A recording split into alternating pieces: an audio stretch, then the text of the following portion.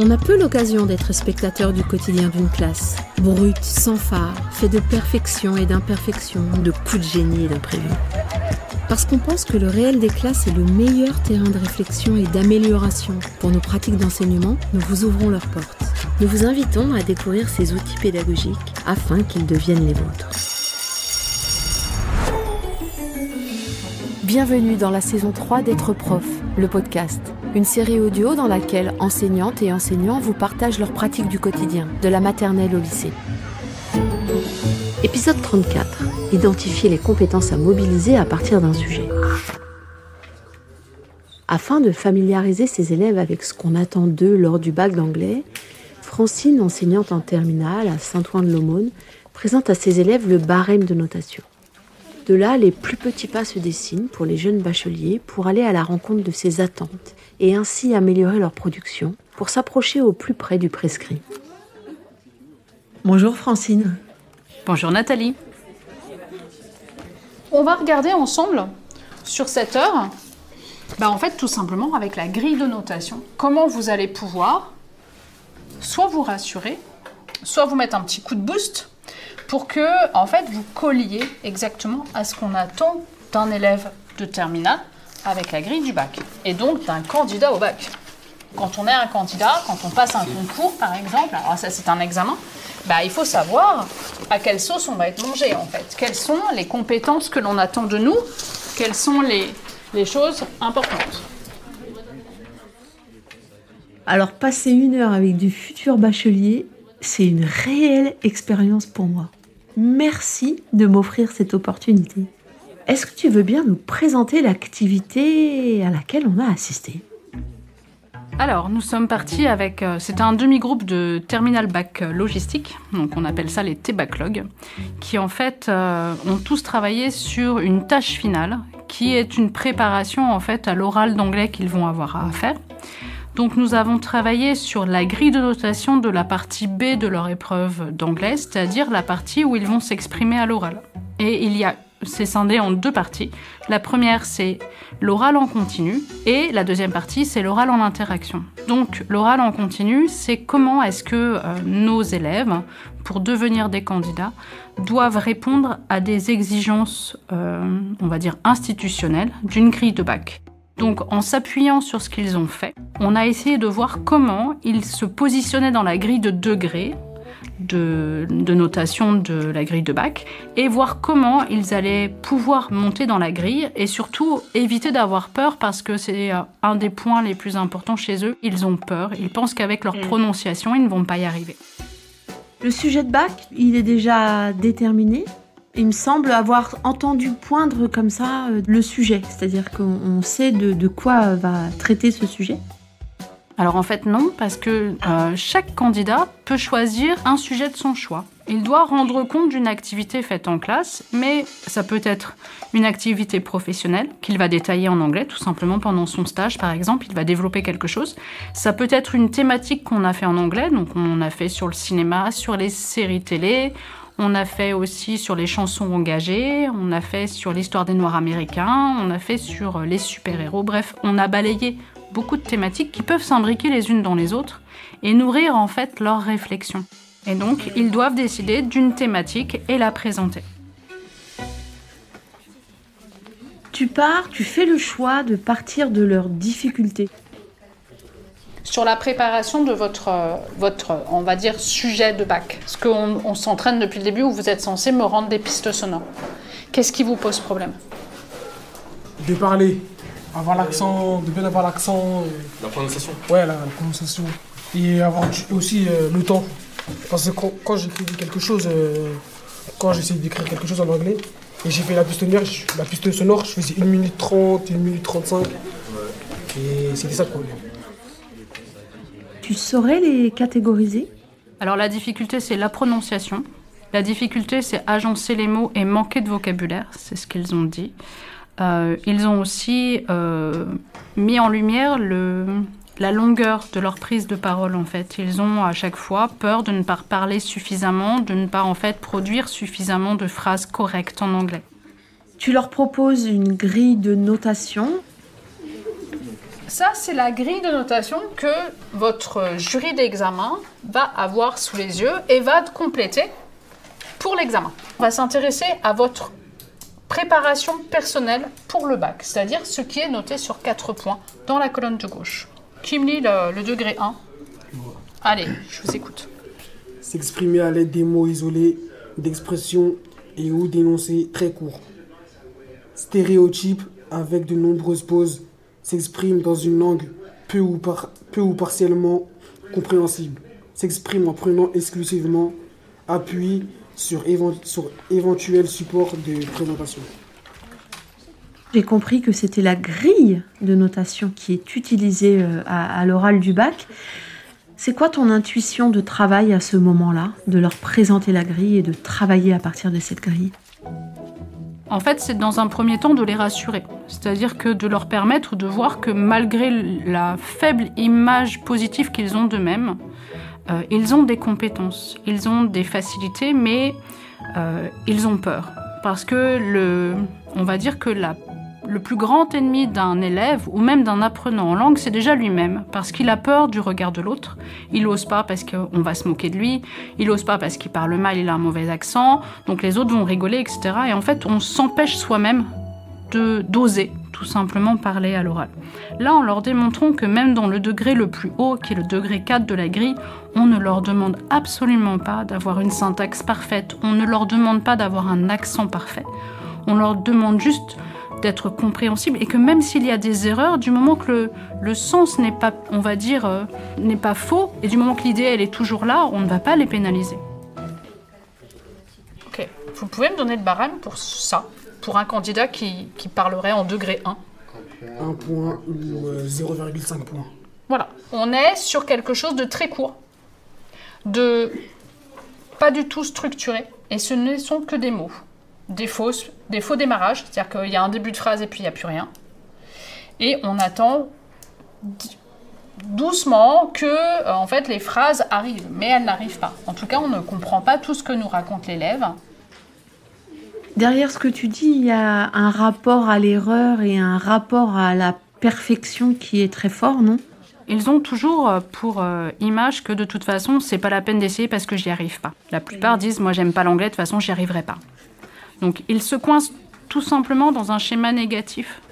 Alors que là, en partant de la grille, en leur montrant que les erreurs étaient même dans le degré le plus haut de la grille de notation acceptée, j'espère leur avoir montré qu'en fait, avec des petits pas vers quelque chose et toujours essayer de s'améliorer, ils vont de toute façon gravir les échelons des degrés. Et que même s'ils commettent des erreurs de prononciation, des erreurs de tout simplement de syntaxe, bah, ils ne seront pas forcément pénalisés pour ça. Donc, en plus, dans un des degrés, on leur dit qu'ils peuvent carrément se corriger. Et qu'au contraire, on va apprécier le fait qu'ils se corrigent. Degré 4. Produit un discours assez nuancé, informé et exprime un point de vue pertinent. S'exprime dans une langue assez fluide, avec une prononciation claire et relativement correcte. Les erreurs de langue ne donnent pas lieu à malentendus et utilisent à bon escient ces éventuels supports de présentation. Qu'est-ce qu'il faut faire pour atteindre le degré 4 en langue ? Il faut qu'elle soit fluide. C'est un sacré défi pour eux de passer de cette grille à la réalité, à ce que ça évoque en réalité dans leur production. Qu'est-ce que tu as réussi à identifier chez eux de leur manière de s'approprier cette grille et de s'approprier les attendus ? J'ai eu l'impression que pour beaucoup, ça avait été révélateur en fait de leurs compétences. C'est-à-dire qu'un de mes élèves, plus particulièrement Boubacar, est pas super costaud en anglais. Voilà, il a des problèmes de lecture, des problèmes de dyslexie, bref, il a peur et il a une très faible image de lui-même. Par contre, il a su analyser que il n'avait peut-être pas assez donné son avis personnel, qu'il allait devoir travailler sur le vocabulaire, qu'il allait par petites touches comme ça pouvoir augmenter. Et il s'est rendu compte, parce que c'était son inquiétude de ne pas avoir un volume suffisant de phrases en anglais, en fait qu'avec tout ce qu'il allait augmenter et apporter en plus à sa première version de devoir à l'oral qu'il m'a faite, et ben en fait qu'il allait gagner du temps, qu'il allait gagner des secondes, des minutes de présentation, et que fin de compte, il allait se rapprocher de plus en plus des exigences du bac. Oui, on les entend évaluer leur production à l'aune de cette grille. Tu as été surprise par des propos et des retours de tes élèves ? Je pense qu'ils n'étaient pas si faux que ça dans leur manière de se notifier par rapport au degré. C'est-à-dire que Boubacar m'a dit « moi je suis dans le degré 2 ». À vue de nez, vous seriez dans quel degré si je devais noter votre premier envoi de piste sonore? Vous vous situeriez comment? C'est valable pour les autres. Si vous m'avez envoyé votre piste sonore, dites-vous où est-ce que vous vous situez dans la grille. Degré 1, degré 2, degré 3, degré 4. Je pense pour le moment degré 2. Donc, qu'est-ce qu'il faudrait améliorer dans ce que vous m'avez fait pour que votre présentation colle aux exigences de la grille de bac? Mettre plus d'informations pour moi, je pense. Plus d'infos? Ok. Je dois avouer qu'avoir juste un tout petit peu écouté ce qu'il avait fait, sans prendre de notes, etc. Effectivement, il est dans le degré 2, mais peut-être que déjà, sur certaines phrases, il pourrait presque être au niveau 3 du premier coup. Donc là, apparemment, il serait volontaire pour refaire. Donc je lui ai dit que j'allais comparer les deux pistes sonores et montrer effectivement comment est-ce qu'il a augmenté. Je pense qu'il va, s'il apporte un tout petit peu plus de détails personnels, de culture, de donner son avis, de paraître informé, il va forcément monter de degré. Donc là, on assiste à cette première séance, en tout cas je l'ai entendu comme telle, de cette présentation de la grille. Comment tu les accompagnes jusqu'au bac pour la rendre réelle dans leur travail de préparation? Quelle progression finalement? Alors la progression, déjà, faut savoir que chaque année, presque, quand on travaille sur les travaux à rendre, il y en a un par période, c'est-à-dire à peu près pour chaque vacances, ils doivent me rendre une piste sonore parce que justement, je veux voir la gradation, comment ils s'approprient le fait de devoir parler, comment est-ce qu'ils gagnent en fluidité, est-ce qu'ils s'interrogent sur les bonnes choses à modifier pour la prochaine, avec mes conseils, mes points positifs, ce qu'il faudrait améliorer, etc. Ça, c'est une première partie. En première, généralement, ils en ont un peu rien à faire. Même en terminale, en septembre, ils ne perçoivent pas encore tout à fait la réalité. C'est-à-dire que, ouais, c'est bien, on a l'épreuve d'anglais, on sait. Là, on arrive à la fin du premier semestre. Ils vont repartir en stage de manière très rapide après les vacances de février. Bref, nous allons avoir un second semestre tronqué. Donc, ils sont dans l'urgence. Ils commencent à se mettre au bachotage à proprement parler. Donc moi, je les accompagne parce qu'ils vont devoir définir une thématique. Tous ne vont pas le faire, mais certains vont jouer le jeu. C'est-à-dire qu'ils vont me produire à l'écrit ce qu'ils vont dire le jour de l'oral d'anglais.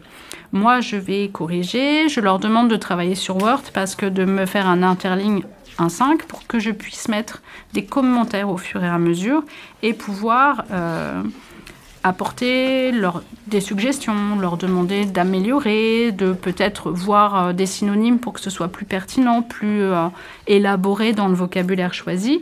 Et puis en même temps, ce qu'ils doivent améliorer en apport, c'est-à-dire est-ce qu'ils ont assez parlé de choses culturelles, est-ce qu'ils se sont assez informés. Bref, je reprends la grille en les aiguillant. Et ils vont faire un travail d'aller-retour entre leur ordinateur et moi, et ils vont augmenter. Après, le travail de bachotage, de répétition, ils vont devoir le préparer seuls. Après avoir évalué leur propre production au regard de la grille que tu leur as proposée, tu leur proposes des pistes d'amélioration. En tout cas, tu leur proposes qu'ils proposent, eux, des pistes pour améliorer. J'adore l'idée des séries. Est-ce qu'au niveau du vocabulaire, vous pensez que vous allez pouvoir améliorer? Oui. En faisant quoi? Plus de lecture en anglais et d'écoute. Plus d'écoute, les prononciations qui... par exemple, écouter, par exemple, ça fait bête, mais écouter plus de séries en anglais, comment ils disent le mot, tu me poses et tu essaies de répéter comment il a prononcé. Ouais. Est-ce qu'ils ont d'autres idées originales comme ça pour améliorer leur niveau d'anglais? Et voilà, c'est tout ça. Il y en a un qui m'a dit, toujours Boubacar, moi il faut que je regarde de plus de séries en anglais, il faut que j'écoute. Voilà, après je sais que le temps, c'est On a tous un peu la flemme hein, quand il faut mettre en VO, c'est fatigant, ça plaît pas forcément à ceux qui sont sur le canapé à côté de nous en train de regarder la télé. Bref, même s'ils ont des écrans maintenant un peu plus individuels, c'est vrai que certains se rendent compte du travail qu'ils vont avoir à faire et moi je suis plutôt contente et satisfaite quand même si c'est quelques semaines avant le bac, il y a cette prise de conscience. Parce qu'on est bien d'accord que des élèves en bac pro, l'anglais, c'est une vraie motivation pour eux ou c'est à toi de les motiver? Alors, je dirais que l'anglais n'est pas leur tasse de thé pour rester dans la thématique. Sauf que, par exemple, pour les logistiques que tu as vues, c'est encore différent parce qu'ils ont la LV2 en plus, obligatoire. Donc, eux, ils ont l'espagnol en plus. Donc, on se retrouve dans une dynamique où les langues sont importantes. Et il faut savoir qu'au bac pro, le bloc professionnel, s'il n'est pas à 10, ils n'ont pas leur bac, quand bien même ils ont 16 de moyenne au bloc général. Et pour avoir le bac en voie professionnelle, il faut que le bloc général soit compris entre 8 et 10 pour pouvoir passer le rattrapage. Donc ça veut dire qu'un élève qui peut exceller dans une matière professionnelle, dans tout le groupe professionnel, il est excellent, mais en fait, dans tout ce qui est matière générale, il est à la peine. Il peut très bien ne pas avoir son baccalauréat parce que les matières générales ne seront pas suffisamment bachottées, préparées, ou en tout cas on n'aura pas réparé les lacunes précédentes. Donc c'est pour certains déjà, ils ont été bien abîmés par les années collège. On les récupère au lycée. Alors les bacs que tu viens de voir en terminale log, il faut savoir que la seconde, elle est indifférenciée. Et en première, il y a des vœux à Fennet, où là, en fonction de ce qu'ils veulent faire, ils vont avoir les vœux de l'établissement qu'ils auraient choisi ou pas. Donc pour certains, c'est encore en défaut qu'ils sont chez nous, en première et terminale, parce qu'ils voulaient peut-être faire gestion et administration, qu'on appelle GA, mais ils ne voulaient pas être en logistique, ils voulaient être ailleurs, ils voulaient faire autre chose. Mais ils se sont retrouvés parce qu'il n'y a pas de place. Donc pour certains, il faut déjà combattre un peu l'ennui d'être pas là où on voudrait être. Il faut accepter qu'on ait encore des élèves nouveaux dans une division qu'on avait l'année d'avant parce que ça a remélangé et on a mélangé les cartes, entre guillemets. On ne se retrouve pas du tout avec les mêmes 24 élèves. Et accepter que même en première, on s'oblige de revoir les bases parce que pour certains, en seconde, ils n'étaient absolument pas prêts. Pour eux, c'était juste une année supplémentaire, sans forcément réfléchir que, non, le bac, ça se prépare en 3 ans. Et toute cette pédagogie de l'encouragement, elle se passe de la seconde à la première et encore en terminale. Et pour certains, ils ont du mal à prendre conscience que, oui, le bac, on ne le donne pas. Donc le degré 3, il y a plein de mots qui viennent se mettre en plus dans cette grille d'évaluation du degré 3. Il y a quoi? Autonome. Pertinent, ça veut dire quoi? Clair. Clair, pas forcément Intéressant, juste. Qu'est-ce qu'on pourrait trouver comme autre synonyme? Compréhensible. Pardon? Compréhensible. Ouais, compréhensible. Non, je dirais pas que c'est tout à fait ce terme-là. Pertinent, c'est-à-dire qu'il y a du sens. S'il y a eu un moment dans ta carrière où tu n'as pas utilisé la grille d'évaluation comme moteur d'amélioration d'un travail, est-ce que tu vois la différence entre le moment où tu n'utilisais pas ce type de pédagogie en lien avec, je dirais, l'explicitation des attendus, et maintenant, est-ce que tu vois une différence? Je vois une différence parce qu'elle est de plus en plus concrète.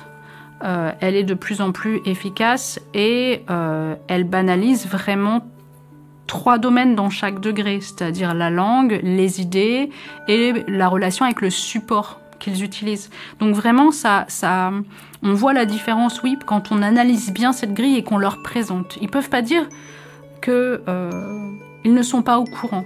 C'est vraiment important de prendre ce temps avec eux parce que il ne faut pas croire que ce soit la tête du candidat.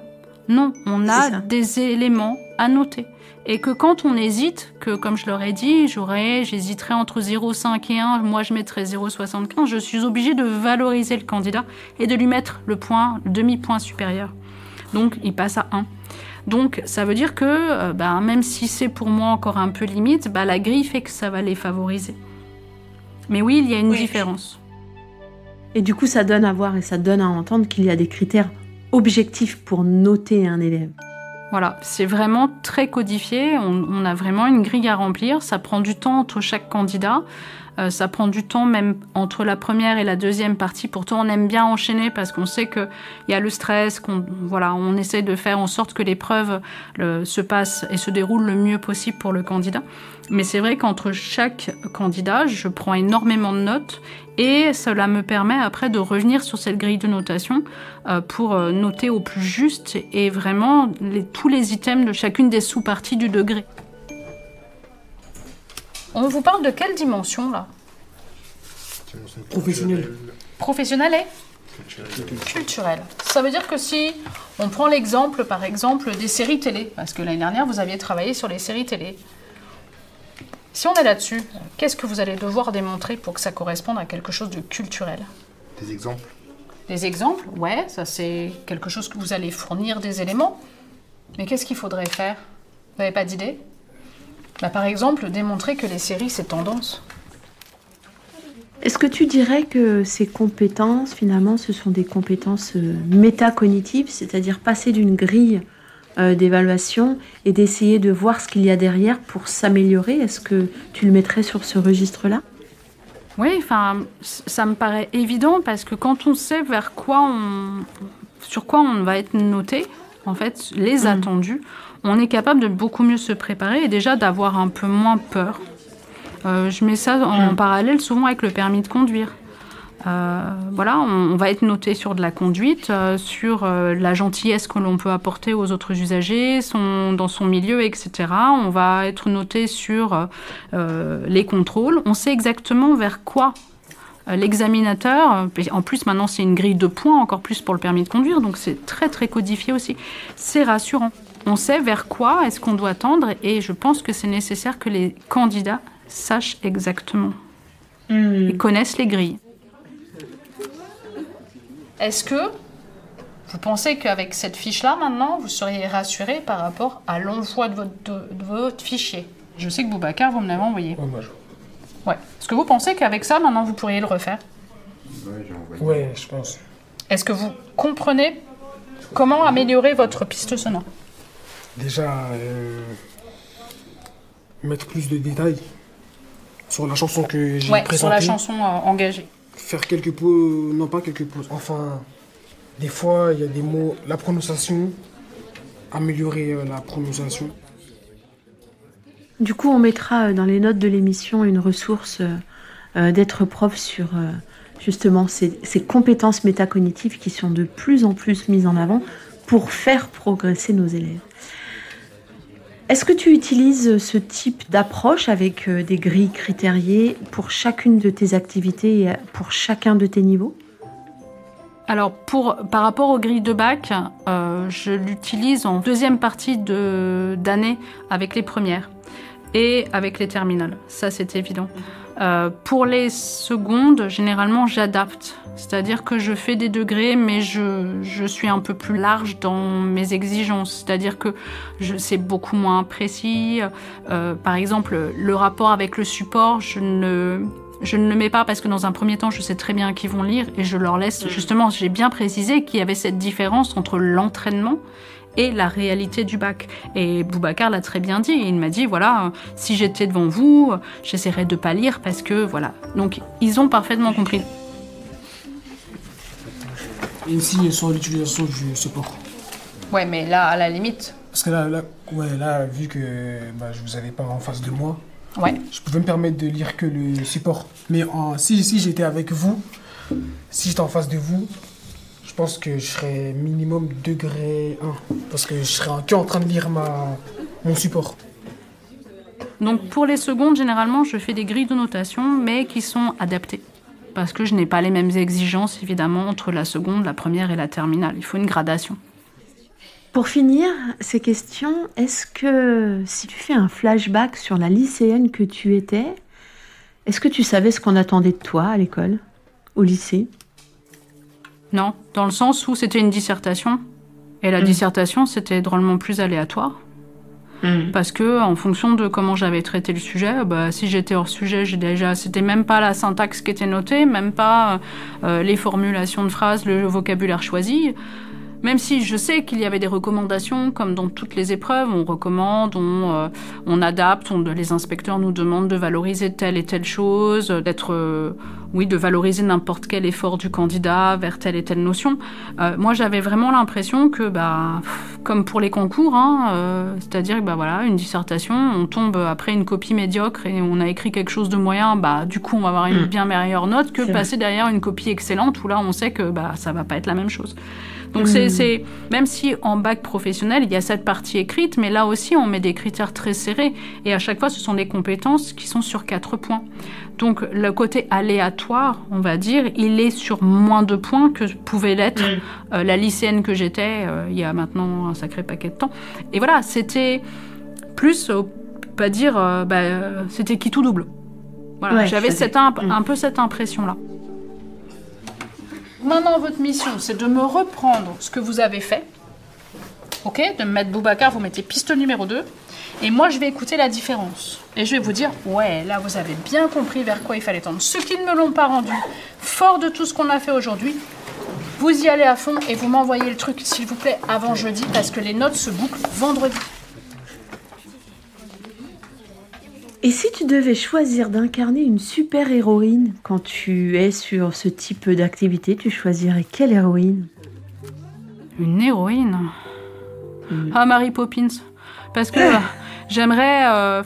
j'essaie toujours de tirer de mon sac des choses un peu rigolotes qui leur permettent de percuter, qui sont des éléments concrets. Pour améliorer leur quotidien. C'est-à-dire que c'est tel élément qui va peut-être vous permettre de gravir un degré. Voilà, c'est à chaque fois trouver des idées, farfouiller, ou alors Hermione Granger qui a son espèce de petit sac où elle a tout dedans. Ça, je rêverais. Voilà. Merci en tout cas, Francine. De rien, merci beaucoup. C'était Être prof, le podcast.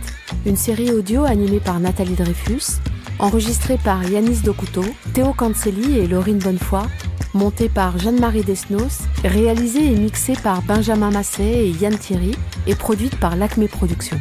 Si vous avez envie d'approfondir le sujet, retrouvez plus de ressources sur êtreprof.fr.